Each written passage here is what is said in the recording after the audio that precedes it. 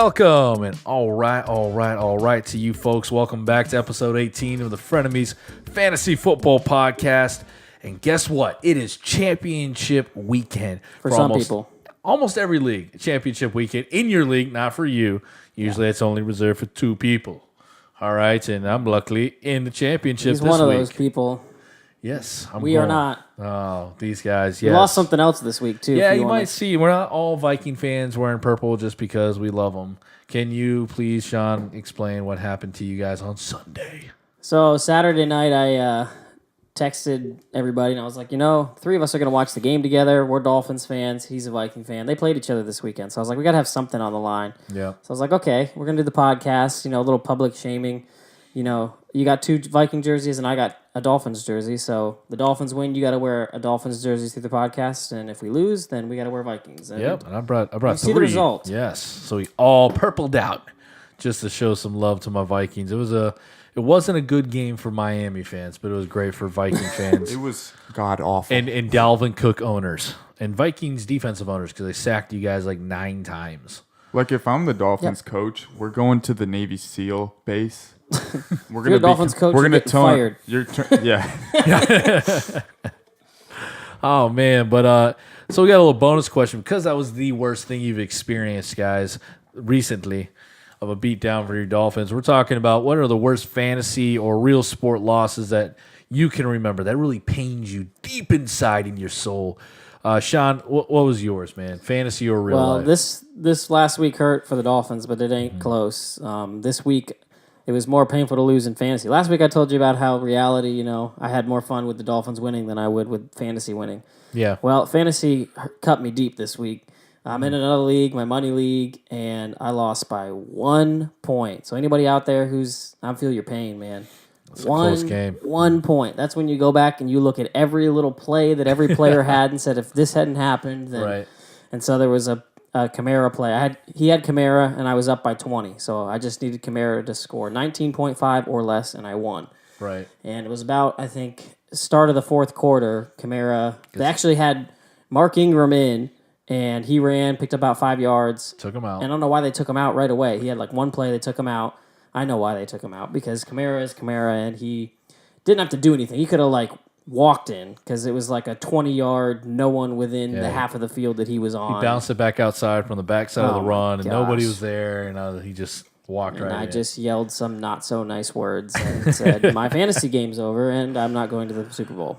Oh, man. Hoping for a fumble the rest of the game that I could somehow, because I only lost by the 1 point, so the fumble would have done it. And I think the other thing, so they took Kamara out, they took Ingram out for Kamara that one, and then instead of handing the ball to Kamara, they handed it to the Lewis, who fumbled it through the end zone. I was like, if that was Kamara, I would have won. Yeah. Just all the different areas. That's a bad the biggest thing that hurt me was Dak. So getting shut out by the Colts, man. yeah, I'll get into that a little bit later. First time shutout since 2003 or something like that for the Cowboys. Really, really it was pretty bad. Pretty bad day there. And I had to watch my running backs who, carried my team. They both got hurt right before the playoffs.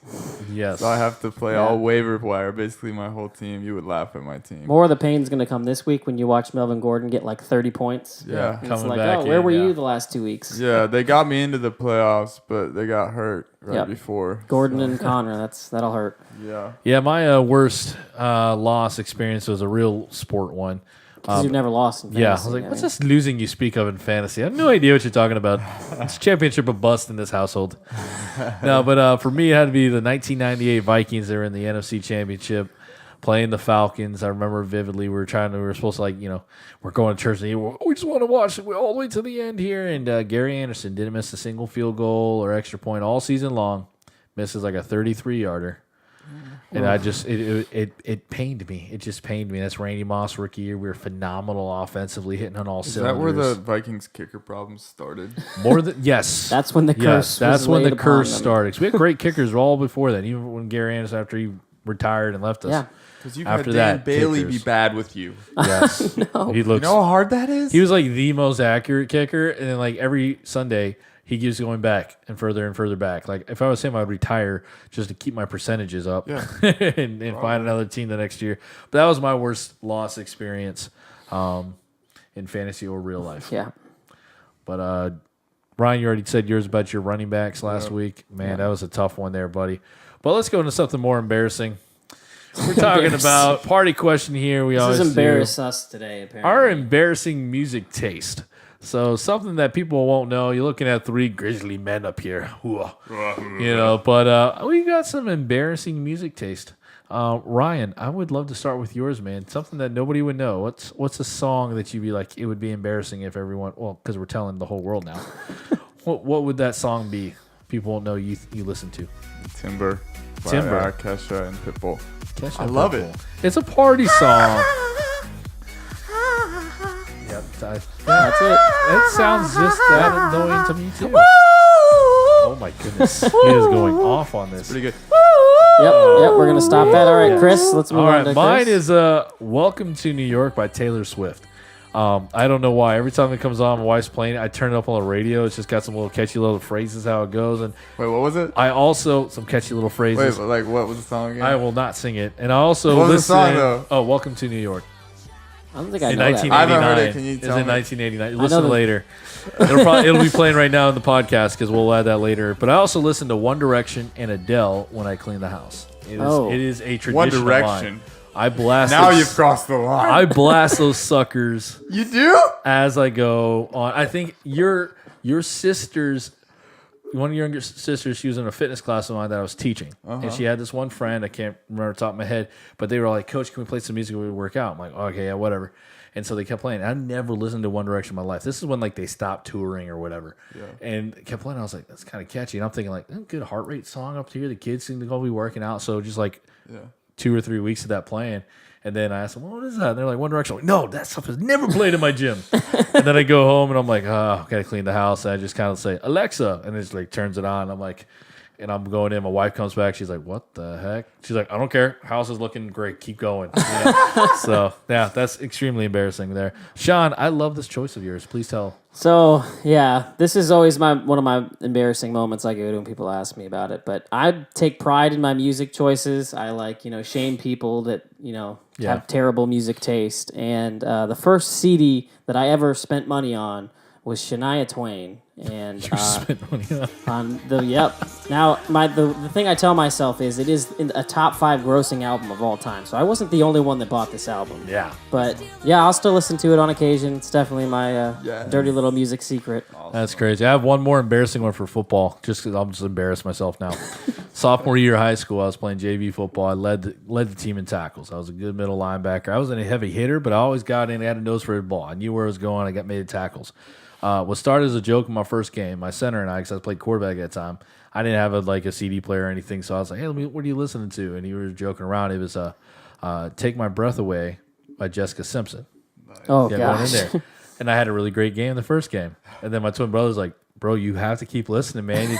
You can't break the streak. So every game, I listened to that slow dance song. I guess I must have just loved hugging everybody when they came through the hall. I was like, hey, boom, what's up? I was a nice guy, but I had double-digit tackles every game. But, that was one more embarrassing thing there. So let's move on from embarrassment to Yeah. our overall thoughts of this past week. Back to week football. 15, back to the man stuff. Sean, what was your overall thoughts of week 15? So yeah, I said I'd get back to it. The injuries this week, it was painful. You had Keenan Allen and Lamar Miller. I'm in a dynasty league with Chris actually, and I survived it, but I lost this week. it hurt. I had Keenan Allen go down and Lamar Miller, and then you had to watch Mike Williams do what he did and think, oh, that could have been all Keenan Allen. Yeah. And so I know injuries. There's people out there hurting. This is the worst time to have it happen to you. And the other thing is, don't get cute in the playoffs. Is the other thing I came up with. So Don't get too cute. yeah, last week I had some advice to start Dak Prescott. I'm sorry for anybody who listened to that advice because it was terrible advice. Not good. Did not think that the Colts defense was going to suddenly become the best in the league and That shut down the no-name Dallas defense. Cowboys. Oof. And they did so. So I ended up with about 5 points from Dak, and I should have just stuck with the guy that's done it all year for me. I had Matt Ryan. I didn't have a bad option. Dak is more like if you were struggling. And I tried to get too cute, thinking in the rankings I'm feeling like Dak's going to finish higher, but the Now, Ryan safety- had a great weekend.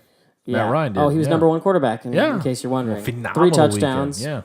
Yep. So I would have won my week. That 1 point league, that's what that was. Yep. Dak Prescott, thank you. Yep. So my thoughts coming in out of this week was it's all about defense and the run game coming toward the end of the year. So you're in a playoff push. Guys that have leads, they want to secure them.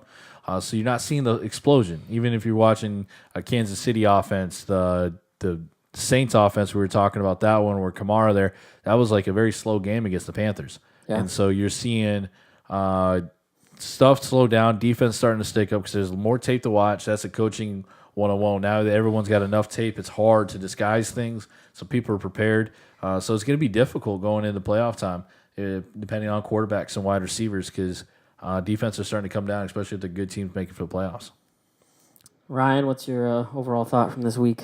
Mine's more like a kind of an observation / question / statement / I'm just gonna throw it out there the way it is. Throw it out. Let's do it. I saw an article this past week that it was a Bleacher Report. I believe the journalist was Bleacher Report, and he said, "We're about to see why running backs are replaceable after Connor went down." And I was like, all right, fine. You stuck yourself out there. We'll see if you're right. And I was kind of like scoffing at it. I was like, what a cocky thing to say. As in Jalen Samuels will continue to do what As in- Connor did and Le'Veon Bell did. Yeah, that's what he said. And that's like a really gutsy thing to say. And it was right. So For the most part, yeah. I mean, because he got 142 yards, I believe, Jalen Samuels did. yeah, he like- was pretty steady. I mean, No touchdowns, but he got a lot of yards. Look at Damian Williams. I was going to say Kansas Damian City. Williams is one I'm going to talk about later. That yeah. Yeah. In the place I believe it was up there. 142 yards he got. So bottom line is, as far as dynasty leagues and stuff, and then again, I had the same thing happen with Melvin Gordon, where Jackson goes in there and he kills it Yep. for the most part. So good luck deciding what to do in your dynasty leagues, people. Yeah, it's true. at that running back Yeah. position. All right, so we go up to the matchup of the week here. So we're just picking games. Sean and I have picked games here, what we're looking at that have the most fantasy value and relevance. So, Sean, you can start off. Yeah, with not your even pick. necessarily the most value, but somewhere you think decisions might need to be made. Yeah, And so I'm going to talk about the Bengals and the Browns, which that's an ugly, Yeah, ugly so- game. mostly on championship weekend and years past, you don't want to look at that and say, I don't want anyone from those. Right. But I think there's a couple, diamonds in the rough here. So last week I was down on Jarvis. I think you can go back to him this week. It was a good call. Yeah. I know Ryan felt the pain of that. That's another one that I lost in that 1 point. By 1 point, I had Jarvis with that 5 points. It just killed you. And So you've got you're tuned in with him. I should have been listening to you more. yeah, so I think this week is kind of the bounce back. The Bengals defense is really bad. Jarvis is really a player that doesn't like to, have a down week. So if that happens, I have a feeling he's going to have a little more fervor to make it happen this week. I believe it, yeah. And like I said, the Bengals are so bad. Chubb, he was okay last week. I Got could see 100 yards, but nothing really. yeah, and extra it was outside 40 of it. yards at the last play of the game. So I know fantasy players were sweating that for a while. If you got other options, you might be willing to put him over Chubb. I think he's got top 5 potential this week, and he should be a top 10 running back. So I think you need to just plug him in, even though that upside didn't look like it was there last week. So RB1 for Mr. Chubb, and then for Jarvis, I'd say he's going to be a solid wide receiver 2 for you this week. On the other side of the ball, it's been the same as it has the past few weeks. We lost Tyler Boyd this week, so you don't even have that option. It's just Mixon. It's all mixed. It's all Mixon. And the Browns' defense hasn't been that great. He's going to continue to be the center of that offense, Mixon, and just put him in. He's another one that probably will be in the top 5. Yeah, Just I agree start with him you there. up. All right, so my matchup, that was good. Browns Bengals is a little bit better, not as much. Another divisional one. Atlanta against Carolina. All right, Yeah. so Atlanta, is out of there now, and Carolina is still trying to fight for its spot. But this game has a lot of rostered fantasy guys. Absolutely. People going into the championship, you're going to have someone or playing someone that's either on the Falcons or the Panthers. Atlanta, you can see Matt Ryan. He's finding some rhythm. Can he keep that high scoring number 1 QB last week in fantasy? Can he take advantage of a subpar defense right there in Carolina? They did good against the Saints, but still on paper and rhythm, he should be able to throw the rock all the way around him. So he's a start for me. And then, will Julio score a touchdown? I should ask you that, Sean, since you're the Julio guy. Will Julio score a touchdown this week? Who knows? But he might get his targets. He'll Just start him. I mean, right. There's no question. And then there. you got Tevin Coleman. I don't know where he scores like 22 points or something like that. It's over 20, depending on your point system in your league. But then when I was looking at his history there before, it's just like single digits. Like, are we getting that Tevin Coleman, or was he just taking advantage of a very poor Cardinals team? Yeah, I might talk about him later. Yeah. So I'm like, will that happen again? So can he at least be a double-digit score? He's inconsistent, but can you just give me somewhere between 10 to 20? People will be fine. Carolina side, trust McCaffrey, man. The guy can catch, throw, run. We all figured that out Monday night. And he's white. Oh, thanks. Keeps So reminding white us of people, you can accomplish your dreams. You just keep Okay. at it. But with McCaffrey, man, I'm going to break down and see the little play thing back here when we do my coach's corner. I'm going to talk about the unique way they ran that halfback pass. I just thought it was kind of cool how they did it, a little old school. And then could this defense, or the Falcons defense, be something that Cam Newton can bounce back from? Because that guy is horrible the past few weeks and did really, really bad on Monday night. And Carolina wide receiver, I don't trust one. I started one and almost lost because of that guy. Because I started him over Alshon Jeffries. And it's just if your quarterback ain't doing well, your wide receivers aren't going to score that much. So what's your thought on Newton then? Is that something people should continue to start or find other options? I was talking with Joe, who I'm playing in our league's title game. He's a big Panther fan and also Joe, an athletic you trainer. need to listen to this episode, Joe, because I'm going to have something for you. And he's talking about his shoulder, so his injury. He's not the same.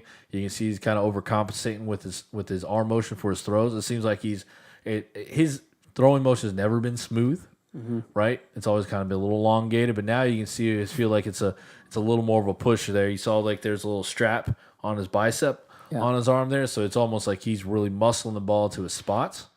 So it makes reads the window for the reads smaller because he's definitely takes a little bit longer to release it, and he's putting all that speed there behind it. But you can tell his completion percentage is up, as they showed on Monday night, up to 68% before the game. But then his yards per throw is down to 7. So he's not trusting the deep throw. Everything's underneath, and that's what's killing him. When Are they hiding an injury? Oh, I mean, definitely, but they know that they're in playoff contention. That's why you don't see him taking the seat and say, "I'm down for I'm put me on the shelf for the year." Yeah. He's gutting it out for his team because he's got a good team around him. Yeah. He just has to figure out if they want to win a game, and Norv Turner is doing his best. All right, so put it on the line here. What does Cam Newton finish as? If you're making this decision with Cam Newton, do you think he's a top 10 quarterback, top 15, top 5? What are we talking? I would. He's playing him. He might be. He won't be in the top 10 Okay, so you don't this think. week. He'll be below. So I can't argue with you because that was No, going to be my. It's going to be. I think he's going to have a bounce back week because honestly, in my opinion, he's below a 15. Okay. But I think he can be a 15 to a 10 because Okay. I don't know. Cam is such a baller and going against a so-so Falcons defense. So in a 12-man league, if you're a lot of two QBs rostered and a lot of stuff, your better option. That's you think you can just stick with him. Right. I hopefully he'll give you that game there, but it's not looking pretty. Go with the gut and start someone over him. But if you're a Cam Newton lover or you got no other option or A fan. If you're a fan, you better watch yourself. If you're a fan, Joe. that's a hard part there, Joe. Yeah. In our league there, listener Joe. But I think he'll Fan be okay. bias. This week. I just have a feeling that he'll have a bounce back game because Okay. the embarrassing thing on Monday back in the picture. All right, so just to transition from Cam Newton, I'm gonna give you guys some tough fantasy decisions. Kind of some bubble players that you're trying to decide on whether you should start them. I'll start with Cam Newton. I think he's not going to be a top 15 quarterback this week. I think you need to get him out of your lineup. I think he's a liability. I think if there's a possibility that he goes on the IR, we'll let Tim talk more about the injury. But I watched that game, and like you mentioned with the throwing motion, it looks difficult to throw a 20-yard pass for him. That's why he's cutting under. I think that he's going to be the reason you lose if you put him in your lineup. So, just to give you a little bit of perspective, I'd be starting, somebody like Trubisky, Josh Allen, Jared Goff, Kirk Cousins, Tom Brady, Phillip Rivers, pretty much everybody. It's the first time we've given Josh Allen love, and he's been killing it with his legs. Yes. So I think it's the first time we ever mentioned his name on the podcast. Yeah, that's another option that I was considering over Dak that I wished I had done. So it's kind of a weird situation where he's not even throwing barely over 200 yards, but he just runs, and it's so safe. Same with Lamar Jackson.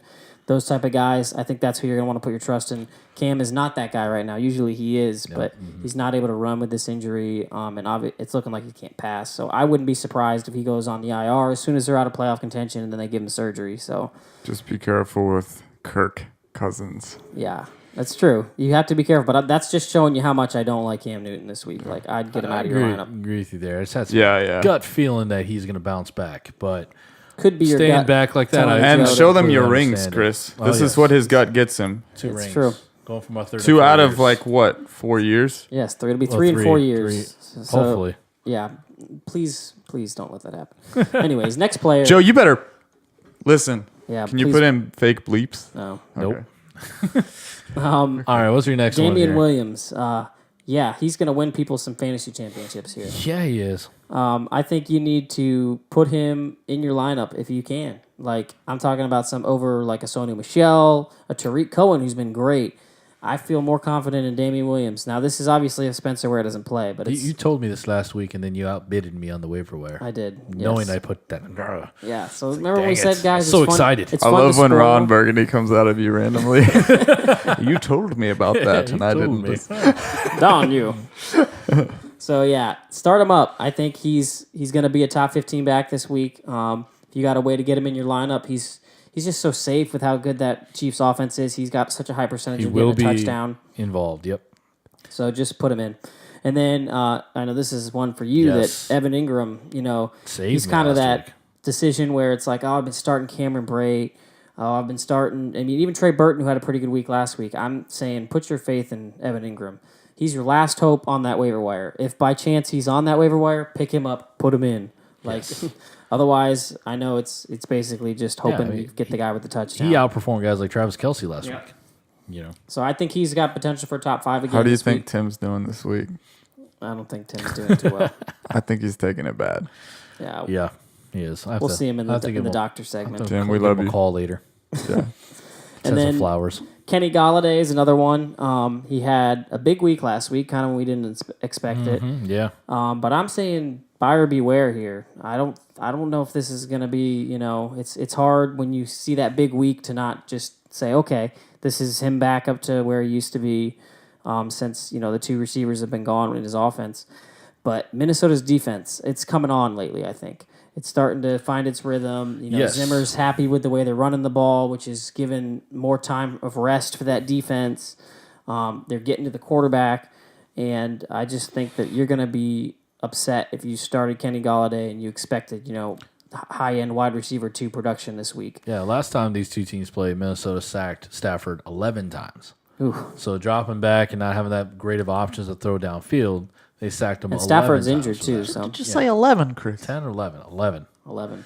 11 times, bud. What are they feeding those boys? Up north, I don't know. They're Wheaties? Fish caught from ice fishing or something. Fish from the oceans. The lakes. The The lakes. 10,000 lakes. Yeah. All right, and who's you got? Tevin Coleman here? Yeah, well, just real quick on Galladay to give you some perspective. So Galladay, Jarvis is a guy that I said, I think is a solid wide receiver too. I'd start him over him this week. Jeffrey kind of came out of nowhere. Nick Foles, he's Nick Foles' best friend, I guess. I am starting him this week. Yeah, are you? Okay, so that's kind of Goodbye, Curtis Samuel. Hello, Alshon Jeffrey. yeah. This is my fault. I think you can trust him. I think Nick Foles back in there means that. He loves Jeffrey, man. He Yeah. just tosses it up there. So Looks for him all day. yep, I'd say that's a better option than Kenny Galladay. And then we talked about it a little bit. Tevin Coleman. Beware. I think it was more of a fluke. Carolina's defense, I think they'll bring him back to earth. Yeah, I believe that too. I don't think that, you see that big week, you want to capitalize on it this week. It's just going to hurt you.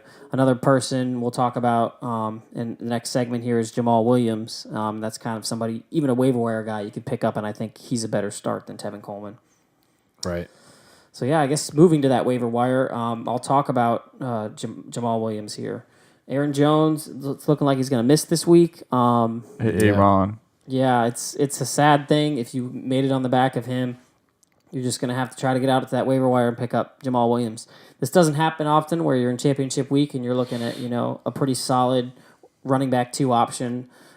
Although Green Bay's not what they used to be, He looked really good last week, surprisingly. He did.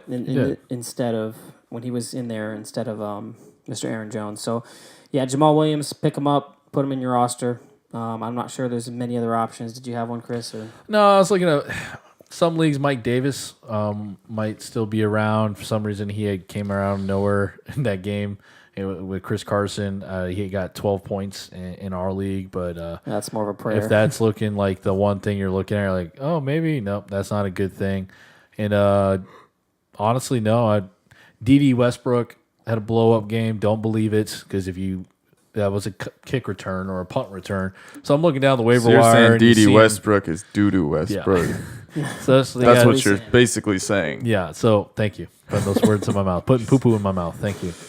But yeah, I'm looking down waiver wires here. There's nothing more than that. Antonio Callaway is a big play guy in Cleveland that needs the bomb. But yeah, I definitely love your Jamal Williams advice there because of the Aaron Jones injury.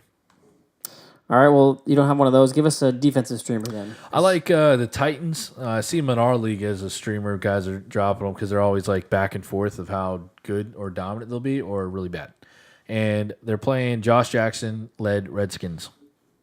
Now, you could say Jacksonville was supposed to be that great defense, and they did okay. The problem is you have to have a consistent offense, a.k.a. a run game or some sort, which Jacksonville should have, but they're playing Kessler, quarterback, right, if I can remember, and they just – I don't think they just put the game away, and then Washington hung around and won an ugly game. It's true. So they still didn't blow up point-wise. I think Jacksonville did okay scoring for the defense in that matchup.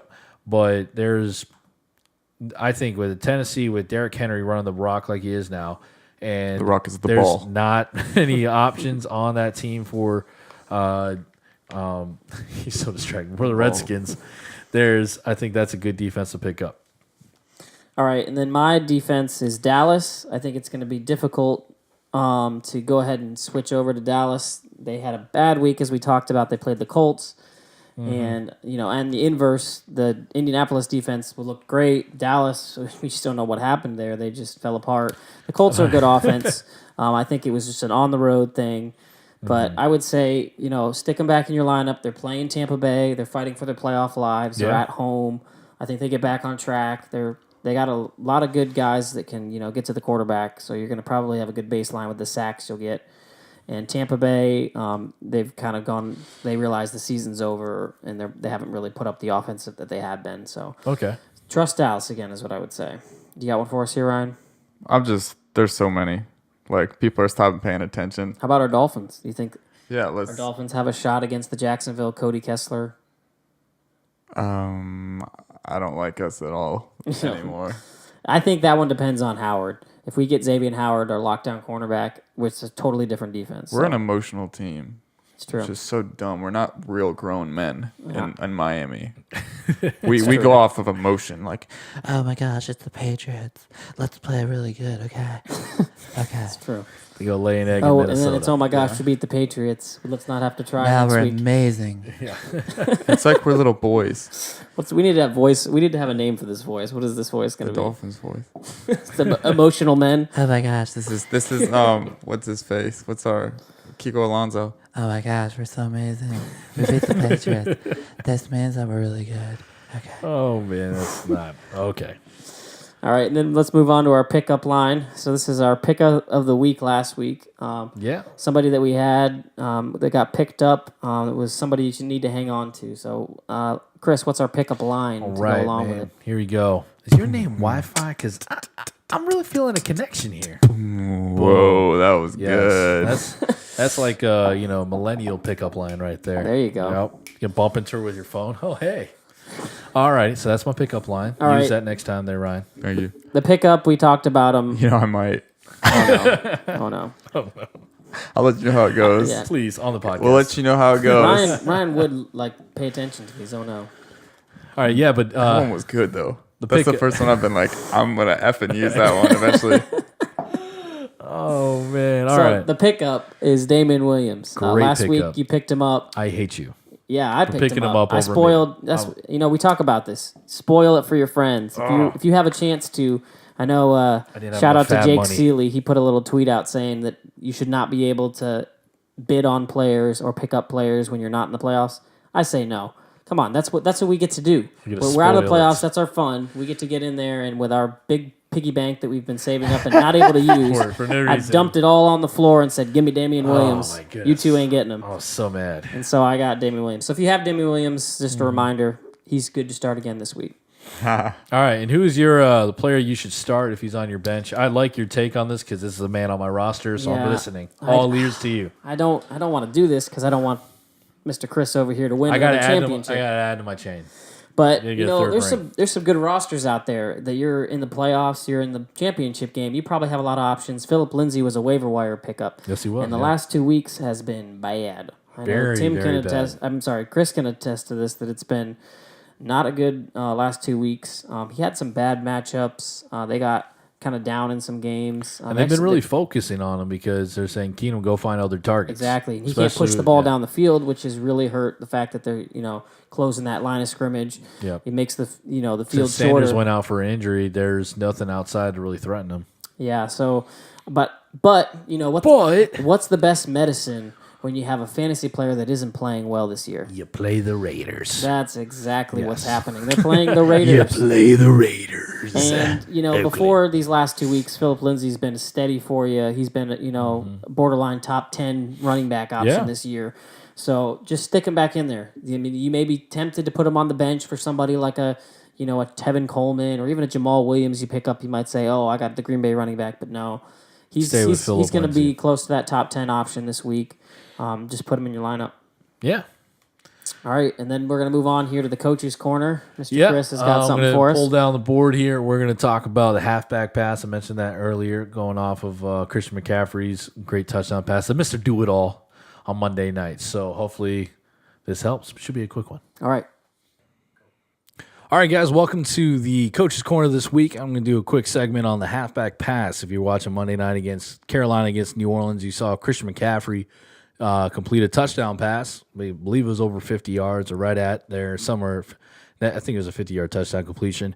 But the cool part is we've seen trick plays like that before, but the one thing I want to highlight is that it was a under-the-center snap, handoff, then a pass. Usually you see this, it's a toss to the back and the running back here runs laterally and then he chucks the ball. But the cool part about here, or the quarterback's in the gun next to the halfback and it comes across. But the awesome part, so Cam Newton here was inside or underneath the center. And so it was a handoff. So let's build this up. So right now they look like a strong run formation. Earlier in the game, the Y was over here, or earlier in the play, the Y was on this side, fullback was here. Then they did a quick little motion set before they got set. Honestly, they moved guys back to the backfield. Looked like it's power eye. And all 7 of these guys are linemen. They brought in what we call a fat formation. Not tight ends. They brought in extra linemen here. So it looks like what we call a heavy package that they're just going to come and block and they're going to run and try to get that 1 yard or QB sneak or hand to the big back there, the H-back. But it was a clever play call. So everyone's blocking down, kind of a gap control double team, moving down here, fullbacks rolling right inside that gap, looking like when Cam came out here and handed the ball off, all right, McCaffrey was about a couple of yards behind the line, and then he takes like a little step back. And I'll just put him around the tight fullback here. So he just takes like 2 steps back, and then he gets ready to throw. And the awesome part is he was coming downhill. So all the linebackers, and I didn't draw a defense this week, was coming downhill. Downhill's that way, toward the ball. Tight end here, he does a little reach block what he's supposed to, and then he just does a short leak out. But we've seen this play action stuff before or fancy plays like this before. But the part where he comes downhill and then steps back to throw with everything looking forward, and especially Cam Newton being in the gun or under center, not in the gun, everyone's thinking it's a sell, it's a run, it's a run, it's a run. And he steps back and he tosses a beautiful pass. So anyone that's not a quarterback having to do a trick play throw like that, there's a lot of nerves. Even though the most wide open things, like nobody was covering them, you can screw up the throw, especially if you're not over there warming up your arm. McCaffrey lightly tosses it over, and this guy goes 50 yards for the touchdown. And that's a great play, great setup. And again, I'm highlighting the unique part of the quarterback being under center because we don't see that when it comes to a halfback pass anymore. And he hands off, and him making a beeline here, then taking a few steps back, or 1-2 quick steps back, and making that throw. It was a great play call. There was really only one real receiver you want to throw to. This guy at the far end was eligible if you wanted to throw to him, but amazing way of a leak out to manufacture some points for a struggling scoring offense in Carolina. So Christian McCaffrey does it all. He can catch, he can run, but now he can throw 50-yard touchdown bombs. That's what we got for the coach's corner. Just an awesome play call by Ron Rivera. All right, I hope you guys learned something there. Thank you, Coach. I appreciate something it. simple but so unique. So You're just hopefully you learned it. amazing. That's not too many If people you were a say woman, that. I would use that pickup line on you. You would. I hope so. I would say, You're amazing. what was it? Hey, is your name Wi-Fi? Because I feel a connection. Ooh. There we go. All right, that was fine Chills. there.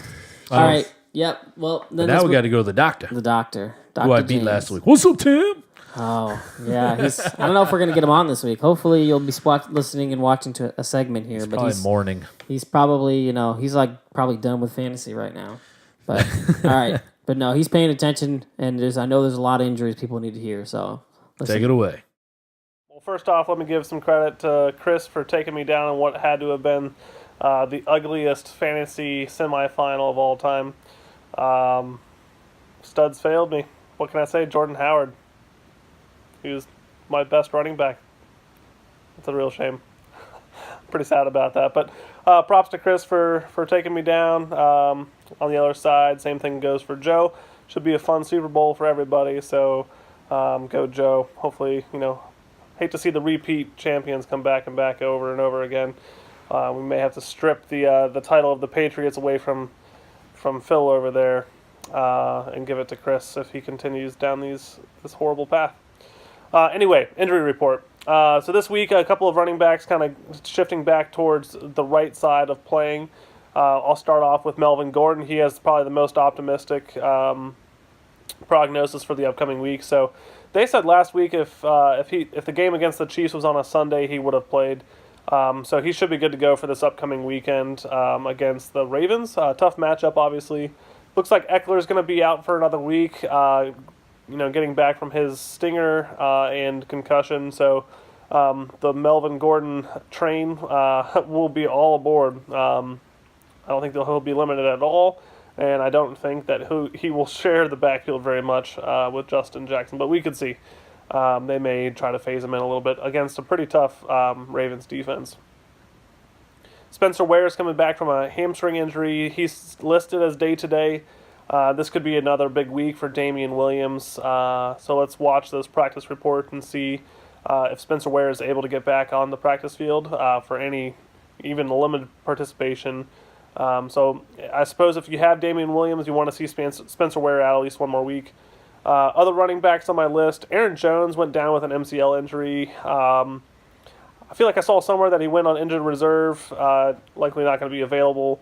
That obviously opens up a bunch of touches for that Packers backfield. Todd Gurley is expected to play this Sunday. Not really sure what's going on. They said inflammation in the knee. Okay, so we'll see how that goes. But he'll be fine. He's expected to play Sunday. Watch his practice reps. I don't think there'll be any limits with him this upcoming week. James Conner's coming back from his high ankle sprain. My guess, this is a personal guess and just a gut feeling that I have, is that he's going to be out for Sunday. I think they want to rest him up so that when they start their playoff push, in the divisional round, that they have James Conner back and healthy. I think coming back from a high ankle sprain a little bit too soon really could be more of a negative than a positive for a lot of reasons. Matt Breida re-injured his ankle on Sunday. The poor guy just needs to take the rest of the season off, especially now that I'm out of the playoffs. He should just take a seat. Get healthy for next year and come back and spell McKinnon. A couple of receivers. Odell Beckham Jr. was hopeful to come back with us last week against the Titans. Obviously wasn't able to do so. He says he's feeling better every day, but he's probably still going to be limited a little bit this week. It will likely be another game time decision this upcoming week. Keenan Allen had a hip pointer on Sunday. You could see him do it when he dove in the end zone on that Thursday night game.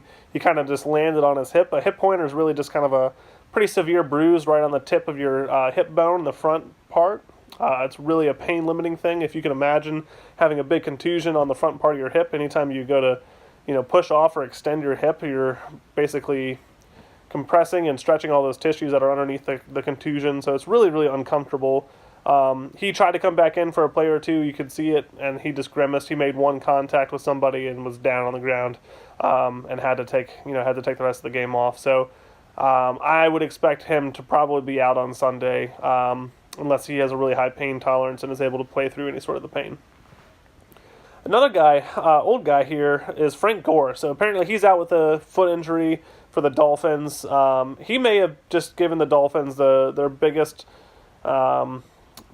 help by going out and giving the ball to Kenyon Drake and Kalen Ballage.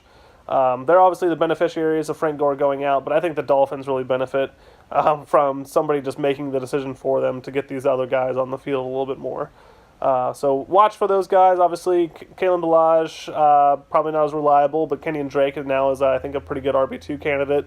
Can't think of their matchup this weekend, but I would feel comfortable with the volume he's likely going to see. Looking through my list, I think I hit just about everybody. It's a long list, so if I didn't hit a particular player, feel free to text me. Happy to provide any insight that I can. Good luck to everybody still competing this weekend. All right, Dr. James, I might have beaten you in fantasy this week, but the utmost respect for you. And that was an ugly game that we played, but your knowledge in these injury reports are Knowledgeable. well, I was going to say beneficial, but yes, knowledgeable and a gold mine for fantasy owners. So we thank you for that one, and hopefully, I'm not going to be bit by the injury bug in this week's matchup for the championship. Yep, pay attention to that, guys, because there's some big injuries this week. So, all right, well, I think that's all we got for you guys. That's all we got, man. The only other thing is we're gonna put out, our league does. We have a league that we're obviously all in, and we talked about a lot on here. But we're gonna do a specific episode now. It'll be episode 2, second time doing this. Ryan will join us. He'll be able to, mourn his loss of his fantasy team, which he probably had no hope in anyways. But No, not against that matchup with Joe. No. All right, so if you want to listen, it'll be in the podcast app here. Yep. And yeah, so next week we'll probably just be coming back, and it probably won't be here next week for the Christmas season.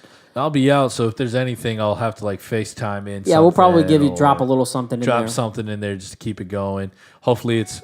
I'm gonna say something. Either I'm joyful for my 3rd title in 4 years, or Joe put me in an extreme, slumber of depression. But either way, don't think it's over. We're gonna come back. We're gonna try to do a little bit of off-season stuff. We'll talk about that. Probably the next episode. It'll be around the new year.